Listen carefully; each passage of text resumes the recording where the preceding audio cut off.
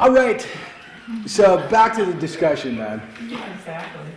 You know, when students are at this place where they're trying to pull out the old measures of avoidance and trying to make their lack of responsibility somebody else's problem, you know, and really what they want to do is sit and argue with somebody over whether or not they should actually have to do the bow drill fire, you know, and they want to say things like, well, I think it would be more appropriate for me to actually have to write a poem about doing the bow drill fire, you know, that would be more important.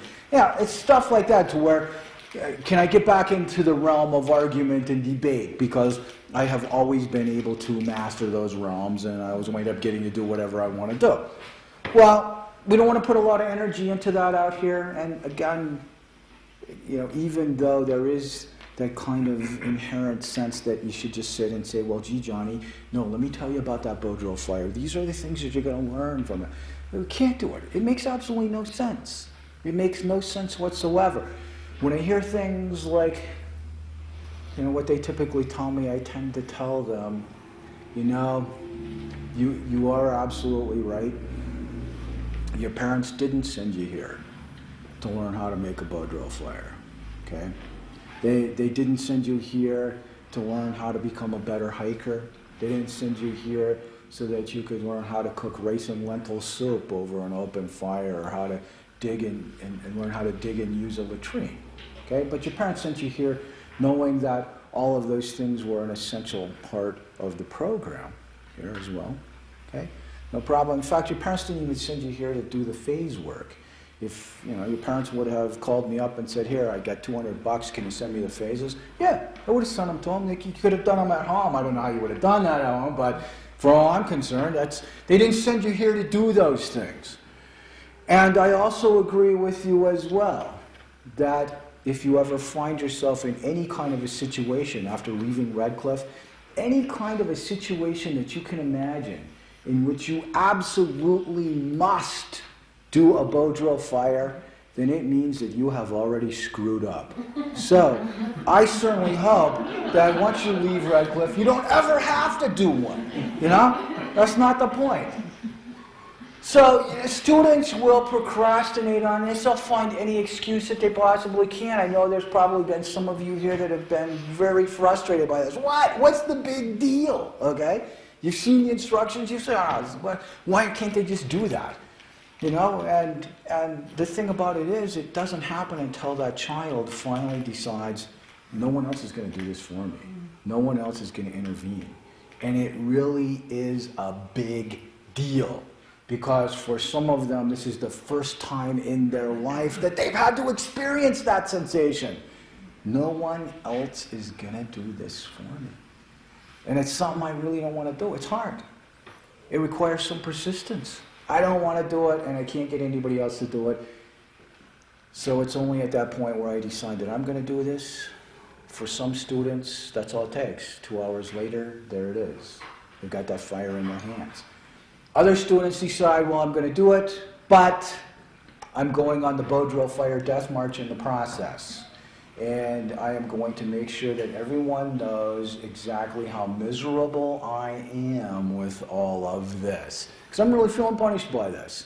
So I'm going to let everybody know that I've been up in the morning before everybody else got up, and I'm just over there bowing away. And when everyone else is in the afternoon sitting around the fire laughing and joking with each other, I'm still out there by myself bowing. And I'm going to show you all of the scarred up knuckles that I have. And I'm going to show you all the blisters that I have on my palms and everything. And I'm going to make sure that everybody knows how incredibly difficult this is for me, but that's okay. It's a pitiful thing to watch, but it's okay. They're engaged. They're subjecting themselves to that structure. They're doing what they need to do.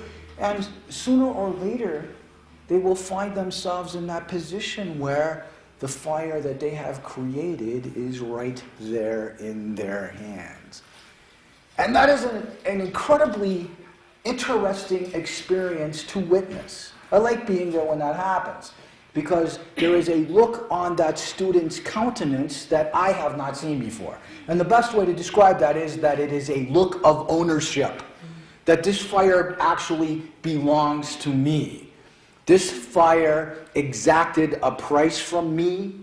No matter what it was, I had to pay that price. And the fact that it exists means I paid the price. I could not charm this fire into existence. I could not argue this fire into existence. Okay? This fire does not care at all about my closet full of Abercrombie & Fitch, my 2003 Mustang convertible, or my 19-year-old girlfriend. Okay?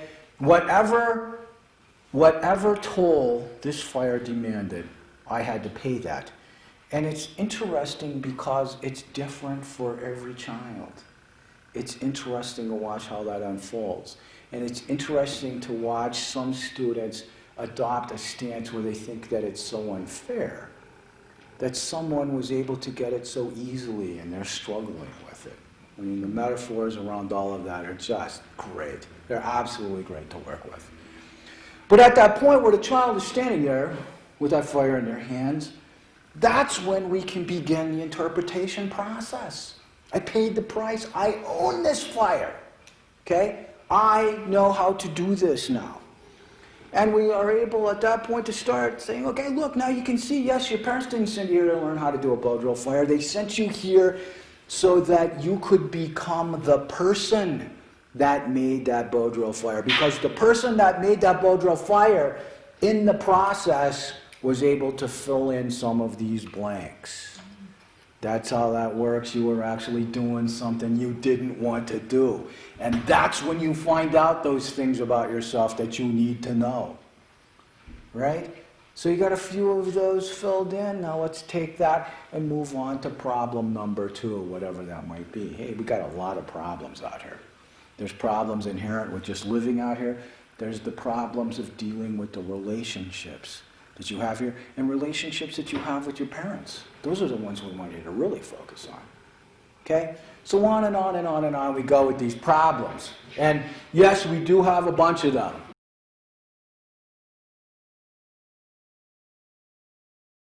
The next piece is where it gets really kind of cool. And this is not something that you get to see in many other places. And it's a nice transition for the child, because they go from attempting to avoid problems to actually go from doing the bare minimum. What's the minimally accepted amount of effort that I can put into this? They go from that to seeking out the problems and challenges. It's an interesting transition. We know how this goes. Initially, when your kids start doing this, it's still for them all about that popsicle to some extent, you know? It's still all about, oh, well, I want to get the spices that comes from doing the fire zone and moving through the phases. I want the phase meals. I want to be able to get that honey for doing those 2 fires every week, you know, that kind of thing. We know how that is. But an interesting transformation takes place where the student begins valuing the identity that they are creating more than those external things. You know, at times the external kind of things are just a distraction because they really like the sense of themselves that they are creating. And they absolutely love the way that others are responding to them. That others are seeing them as responsible, others are seeing them as trustworthy, others are seeing them as actually being influential leaders in a positive way. And they have actually pushed themselves, and they have had to do things that have been hard for them that they would have otherwise not have done. That they have done things that they know their friends would not have done. They have done things that even their parents haven't done. Okay? And they like that sense of accomplishment that is coming from taking responsibility for accomplishing those kinds of things. It's cool to watch that. And as I said, now, these are not students that are avoiding things. They're looking for other challenges. They are the ones in the group that become cheerleaders for the rest of the group. They want them to do that 3-peak week or the walkabout week. They're the ones that want to do those things.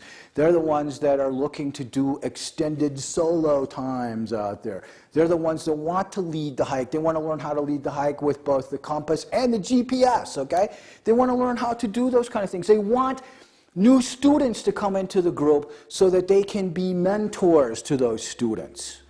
It's cool. You can walk into a group and there'll be a student that will be there that just kind of has one of those permagrin things that they get on their faces. Some of you have probably seen those in the pictures, right? And, you know, the first time you see that, the thought is, gosh, what have you been up to? Do you need to tell me about something here? You know, and the rest of the students in the group are, he's just desert happy, you know, that's that whole thing. But the student will say, hey, you know, Doc Dan, I didn't think I was ever going to say this, but I actually kind of like it here. Like, wait, you kind of like it here? Let's stop just a minute. Let's play the tape back, okay? Let's roll it back about 45 days or so. Here we are, the first session that I've ever had with you when you're sitting with me and you are sobbing and yelling at me and insisting that if I don't tell your parents that they come and get you right now, that you will never talk to them again, that you would rather be in prison than being here, and that there is no way possible that you could be okay as long as you are here at Redcliff.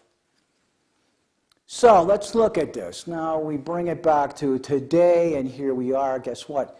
It's the same rocks, trees, and dirt as it was 45 or so days ago. It's the same field staff. It's the same rice and lentils. It's the same burnt out therapist. There has been nothing around you that has changed. Okay? It's all the same. Everything outside of you has changed. If you are actually feeling pretty good about being here, it means that you have changed, that you have found the capacity to be okay, independent of your external environment. If you're going to be okay, you're the one making yourself okay, because nothing outside of you has changed to make you okay. And it's cool to see that happen. And that is what we are looking for, that sense of mastery, where your child now has learned how to master that structure that they have encountered. You know, and they are gaining the greatest degree of influence because they have mastered the structure at Redcliff. They have people identifying them as being trustworthy. They have people who are willing to hand them a knife and say, this is yours. You can keep it. They have people who say, you know what, I don't really even know you by what your original name was when you came in here. I need to give you a different name that represents that person that you are becoming. You know? That's a pretty cool thing. And it has come because they have learned how to master the structure, not because they've learned how to dodge the structure or that they've had somebody else do it for them or that they've just been more skillful in manipulating their dependencies. No. They had to pay the price to get that sense of mastery.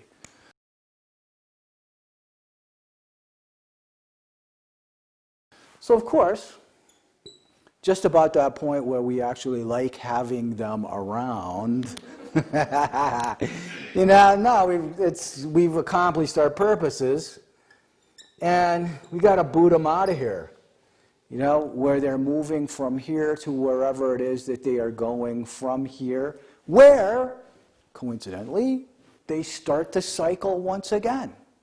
You know, they're going to land, and here we go. And really, that's the way that it needs to be. There is nothing that is particularly sacred about this relevant to Redcliff. I mean, we are all going to cycle through this process many, many times in our lives. At least we should be anyway. And we're all here someplace now in our lives. We're either moving from one of these to the next, or we are doing everything that we have to avoid moving from one to the next. But it's okay, you know? As we summit the peak that we are standing on now, we look out and we see where that next highest peak is. We know what the next challenge is going to be. And we would have had no idea about that one that we can see in the distance when we were at the bottom of the one we're standing on right now. So on and on it goes. It's that one big round in our life. And for your children, what does that mean? Well, okay, yes, they actually did now get to that place where they're reaching that original purpose of getting out of here. But in the process, what we like to see is that purpose gets altered as well.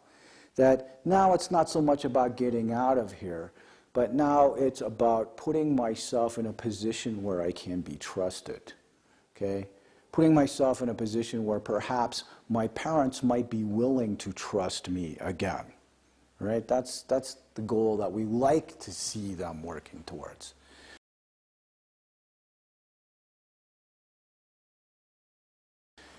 Okay, now, with all of this, and this is a lot of information, admittedly. This is a bunch of stuff.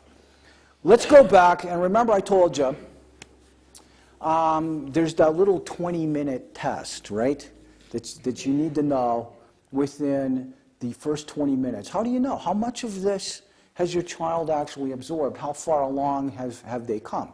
Did we spend all of this time mostly just disrupting that pattern and get to the place where we disrupted the pattern and now, which was a pretty good thing? Or, did we not have to spend so much time disrupting the pattern and we actually did, much more therapy than anything else? Well, there's kind of a way to tell here, all right? And both of those outcomes would be successful, but the way that you can tell is a reflection of the two broad approaches that students take to actually getting through these stages, okay? The way that they get through Redcliff. The first way is the way that we would like everybody to do this, and that is when the child comes to the program, they don't mess around too long with this whole landing piece. They get here, they begin thinking with a clear head, and they know exactly why they are here, okay? They understand it. And they almost immediately began experiencing a sense of legitimate regret and remorse, okay? And the remorse is focused in the idea that their behavior has distanced them from their parents, distanced them from their family, that they have created a situation where it's necessary for them to be separated from their parents at this point. And that's quite grievous to them. And they realize that the most important thing that they can do in their life at this point is to begin a process of reparation in that relationship with their parents. Realizing that the most important thing is they need their parents to trust them again, right? They love their parents, and they want their parents to trust them. So the only way that their parents are ever going to trust them is that they do what their parents want them to do. Then they recognize that, first of all, their parents want them to do Redcliff. They sent them here, so obviously they want them to accomplish the structure of the program. And they began the process by doing Redcliff as best as they possibly can. They actually began excelling with all of this.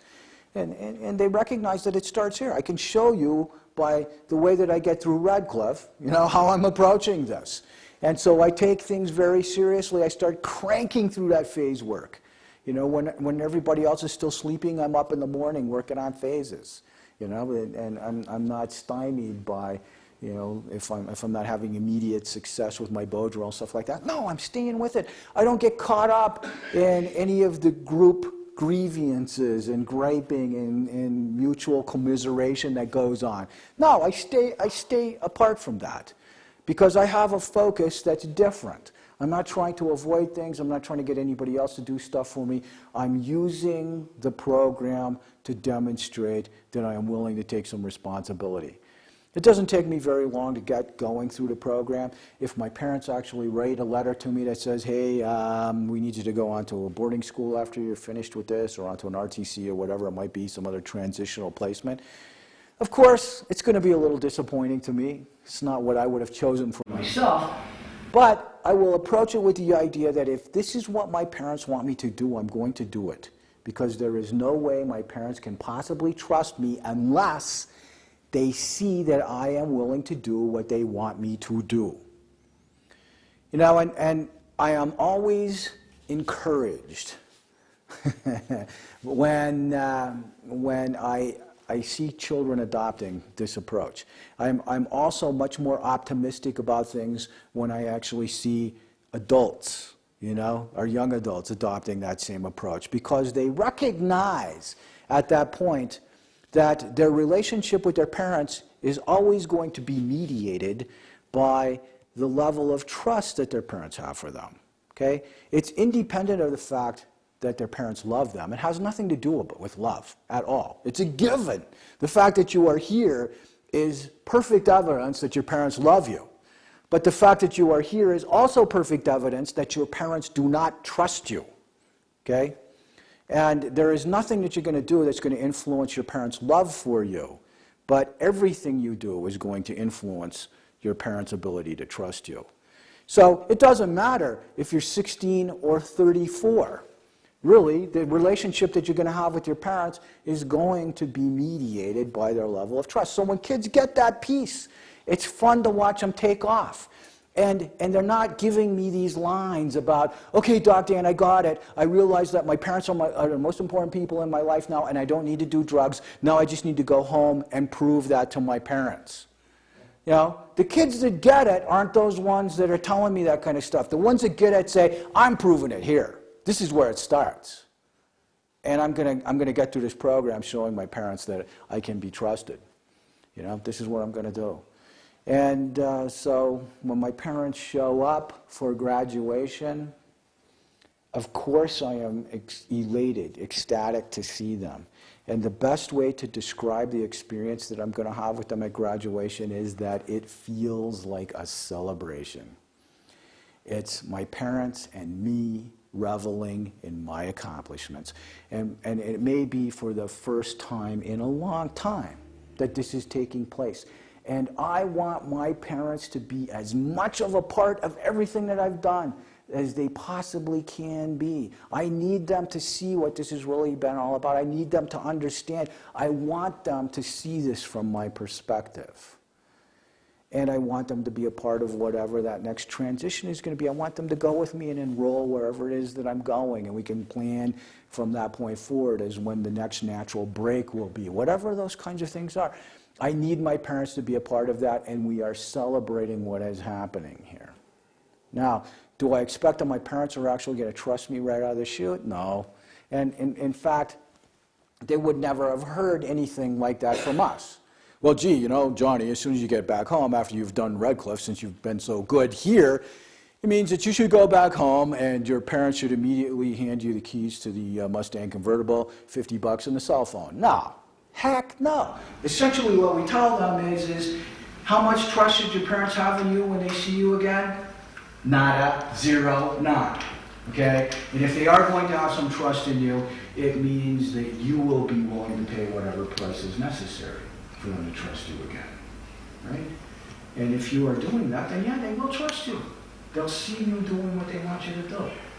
But you've got to earn that just like you did here as well. So, feels like a celebration. Absolutely, we would want it to be that way. Now, the second way through Redcliff, though, are those children that come here and they decide that they are not giving up control. You know, for the duration of the time that they are here, they are going to maintain control over that dynamic with their parents. So it generally takes them quite a bit longer to get through things. You know, the transition from one stage to the next slows down considerably because they see everything that they do as being a concession. Like I'm giving in, okay? And that the change that I'm making is not necessarily change that I want to make, but I'm making it so that I can influence somebody else to do something for me. You know, so it's a slower process for those students, and they tend to get caught up in, you know, the kind of you know, behind the scenes kind of stuff that's going on here, because they're still looking to try and get away with anything they can get away with. If they see an opportunity to steal or trade food or whatever it might be, yeah, I'm going to do it. If they see an opportunity to cheat on phases, yeah, I'm going to do it. You know, because I'm not looking at this with the long-term perspective of having this goal of having my parents trust me. No.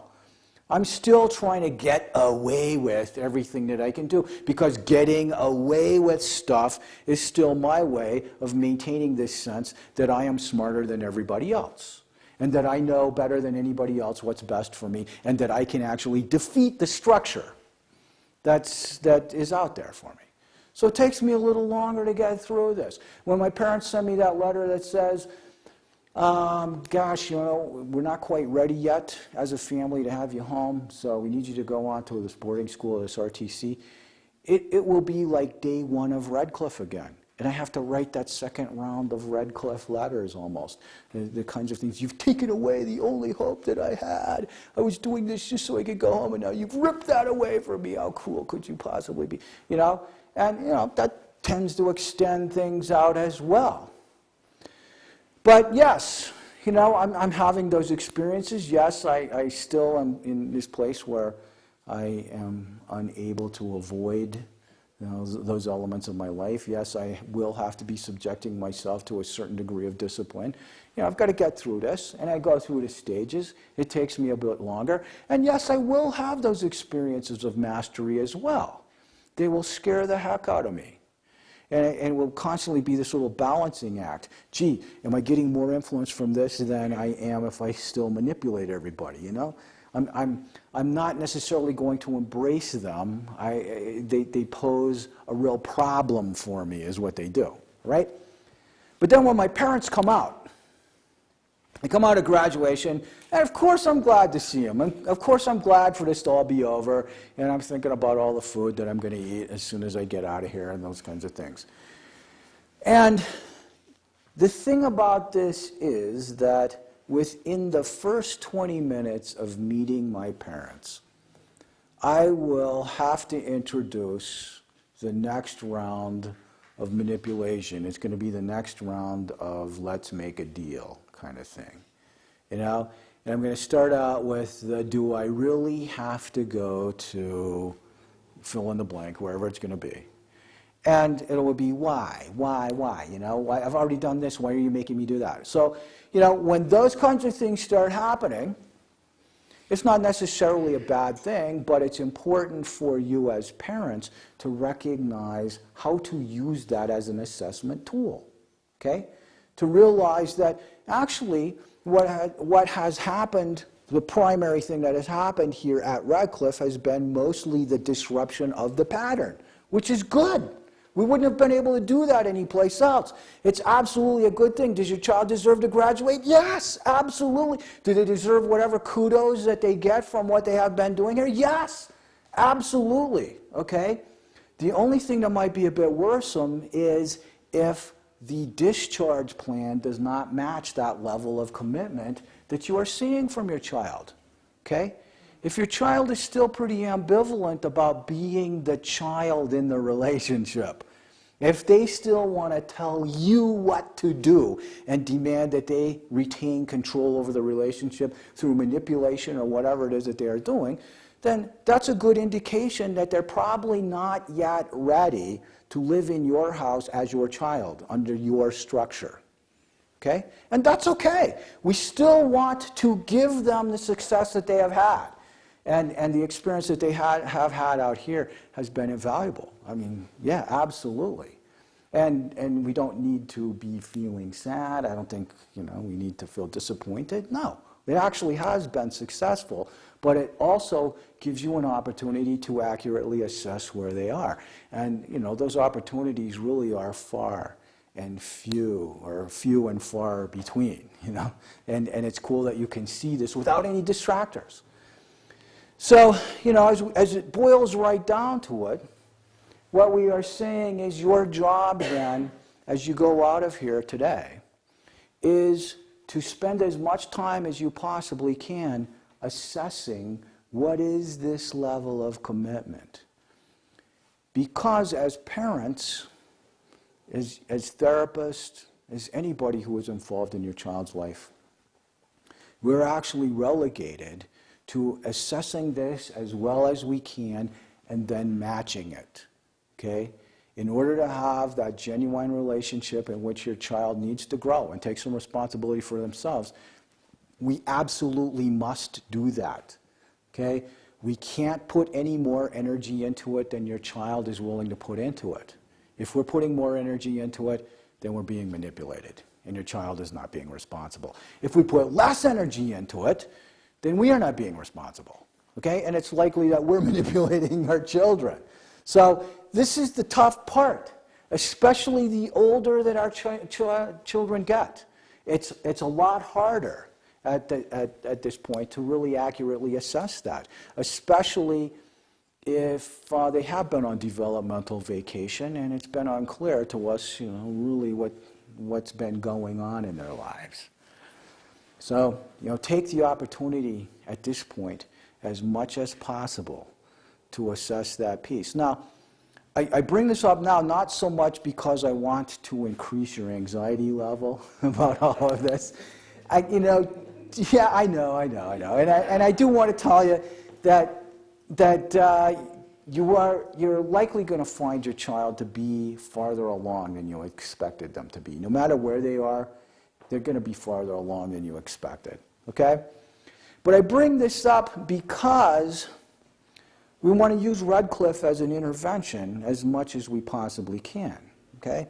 So if as things unfold and as you are working with your therapist out there in the field and things like that, as it unfolds, if it seems to you like the discharge plan is not really strong enough, or if it's too strong, whatever it might be, if it doesn't really match what you are seeing in your child, let's deal with it while you are still here, okay? And there are still some interventions that we have, if it means that you will be leaving and your child stays for a while, that's okay. Typically, it's not going to be for another 60 days, okay? That's not going to happen. But if it's even a couple of days while your child kind of chills out just a little bit and thinks about it, and we try it again in a couple of days, or if it's another week while we readjust the discharge plan so that they leave here and go to a different place than where we had originally planned, that's okay as well, okay? And it's fine. And we can make those adjustments while you are still here. Once you leave, our capacity to intervene is reduced significantly, okay? So let's deal with it while you are still here and use your therapist as a resource. And yeah, if we have to, we can. Don't sweat it. It'll be okay.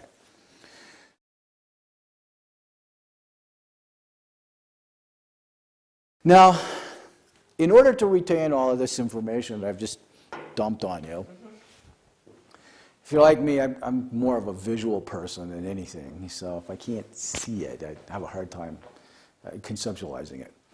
And the way that I remember all of this is I think about an experience, and really it kind of came to me many years ago. It's been like 27 years ago. It's been a long time ago. When, at that time, I was actually working at the Utah State Hospital. And I was at the beginning of my own clinical training, and they wanted me to start a program that they had not had there previously. And believe me, it was not because at that point I was much of a clinician. Again, I was still at the beginning of my own training. But it was because I'd had some experiences in some other areas, and so I was like, of course, yeah, I'll do this. This is going to be good. And in doing that, I had to renew a number of certifications that I had at one time, but I had allowed them to lapse. So I had to go back and retrain and be retested for those kinds of things. And at that time, I was thinking, well, since I am going to become that cutting edge young psychologist, that means everything that I do has to take on a level of significance far beyond what it was before, right? That it was like my obligation to look at the world on a higher plane. So here I am back in these American Red Cross adapted aquatics instructor classes and water safety instructor classes and advanced life-saving classes, but yet I'm trying to understand this at a higher plane, right? And I remember this little exercise that we did in the advanced life-saving portion of all of this. And those of you that have been lifeguards, you know how this works, right? That in this exercise, one of the group will be selected to be a victim, and the victim goes out in the middle of the diving pool. And then there is someone from the group who is selected to be the rescuer. But in this scenario, they must do the naked rescue, where they take absolutely no life-saving implement with them. out to do the rescue. And as soon as they enter the water, the victim goes from this passive victim into an active, aggressive victim whose job it is to more or less hunt down the rescuer and jump on top of the rescuer, wrap them up with their arms and legs, and hang on in a death grip wherever they possibly can.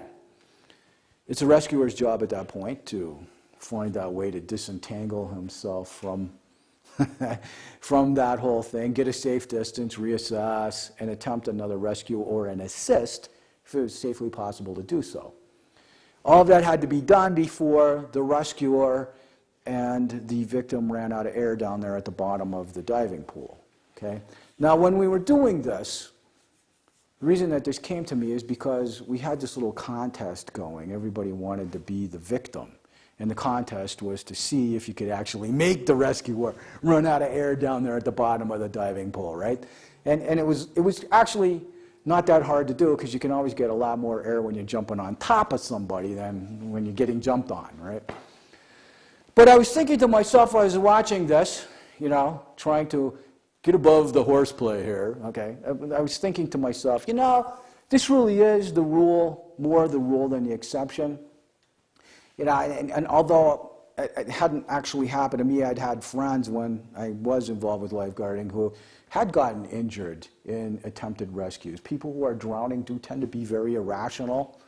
And gosh, I know of attempted rescues that turn into double drownings. You hear about those every year, you know. But I was thinking to myself, more than anything, this actually seems to be the epitome of this kind of a relationship right here. Here we are, the two of us, okay? Our issues have made it that here we are in the water together, locked together in this death grip, headed to the bottom. Each one of us expecting the other one to do something to make it okay. Rescue me, let go, you know? Rescue me, you know, that's what's going on. But we're both headed to the bottom.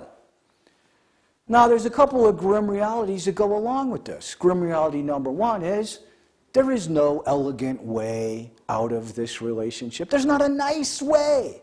You know, it's not going to be an easy separation. No, it's going to be an active, assertive process that will leave some bumps and bruises. Okay, we're not getting out of this easily. It's not happening. And it must be an active process. Okay, it doesn't just happen.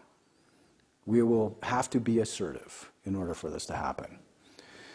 The second grim reality is particularly pertinent if we're talking about parents. And that is that as soon as I'm headed down to the bottom, it's incredibly difficult for me to assess what's really going on. I can't sort out what's your problem and my problem because as I'm headed to the bottom, it really feels like my problem. Okay? And when I am in that circumstance, if you as my child actually decide that this is not the way that you want to live your life, that you really do want to change, I am not in a safe place where I can really assist you in whatever level of recovery you have very easily. In fact, at that point, I'm scrambling for myself more than anything else. The worst piece about this might be that I could actually be the one that's dragging you down with me. Because of my own issues, I am insisting that you manage my emotional situation. And I'm not going to let you change. I'm going to drag you with me. Because I need whatever that definition that I have of myself that comes from you being that way. Now, how do we contrast that then with this kind of a relationship? If we were to take that scenario and superimpose it over this relationship, what's different? Well, the primary thing that's different is that here I am as your parent, and I see you out there in the water, and I realize that that is an extremely precarious situation for you. I understand that you're in a lot of danger. The primary difference is that I am not getting in the water. You know, that part is not happening. What I'm going to do instead is I'm going to stand over here very firmly on the shore of my own identity. This identity has taken me, however many years I have been alive, to establish, and I'm not caving it in. I'm going to have some faith in the human being that I have become and some faith in myself as your parent, right? And I am going to maintain that sense of who I am and my value system that got me here. So what am I going to do instead? I understand that you are struggling out there. Well, okay, I'm going to literally now cover the surface of that pool with life preservers. I'm going to toss a line to you. I'm going to extend a pole to you. I'm going to send one of those torpedo things out there to you. There are innumerable interventions available to me to assist you in your situation. Okay? And I will implement every one of those if I have to. The only thing that I cannot do, however, is make you grab a hold of any one of those interventions. That's the piece where I have to give you that much latitude in your own development to make that decision. Okay? You have to make that commitment. As soon as you make that commitment and grab a hold of one of those things, I am in a safe place. I can pull you in. I can assist in your recovery very efficiently because I'm already there. Okay? And I can help you. I am a resource available and I can pull you in. The other thing that this does for me is that it gives me a position in which I can accurately assess what's going on out there as well. You know, if I'm putting all this intervention to throwing out all of those, or putting this effort to throwing out all of those interventions, and I see you out there splashing around doing the help, help, help, psych, help, help, help, psych kind of thing. You know, if I see what that's really going on, then, you know, it's telling me that you are really not an individual that's ready to play around the pools yet. Okay? That you shouldn't even be where there is water. And I'm going to have to make decisions based upon that assessment. But if I'm up here and looking down there and I can see what's going on, yes, I can see that that's the problem. But if I'm over here in this relationship with you, I'm not going to be able to accurately assess that. You know? If you come to me and say, gee, Dad, now that I've been at Redcliff, and since I've been out there, I realize that the most important thing is for me to stay clean. Okay? I know that if I stay clean, we're not going to have any problems. If I'm staying clean, then I'm not lying to you, I'm not stealing from you, you're going to know where I'm going to be. So now that I've made that determination that the most important thing for me is to stay clean, then it's not a problem anymore.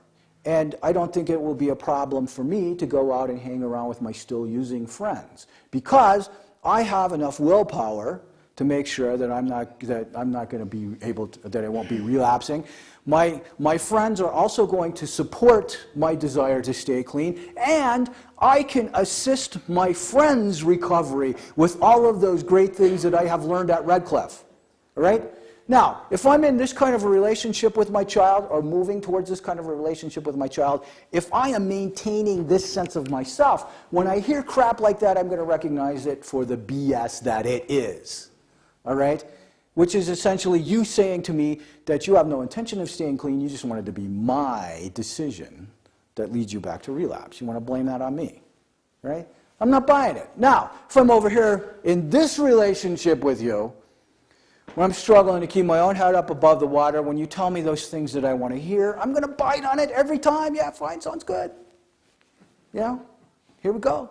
Good. Yeah, you did a great job at Redcliff. Yeah, I hope you have that influence on the world. Go get 'em, Tiger. You know, it's a difficult situation. Absolutely a difficult situation, because I can't think of anything more heart-rending than watching someone out there whom you truly love struggling with all of this. But at this point, the reality is we can only match that level of commitment, and we must take every opportunity that we can to assess where that commitment might be. And if our children are still attempting to manipulate us, they will muddy the waters every chance they get. They will attempt to make it so we can't accurately assess what's going on. They don't want us to believe that it's really their problem. It's always going to be our problem. They'll show up outside our door with that little gift box every chance they get. Okay? So really, we can assess what that means, and act accordingly. It's important that we take that approach. I think my parents sending me here kind of showed me that, hey, my son still has a great life to live. He just needs to be shown the right path to walk. And I think that Redcliff was a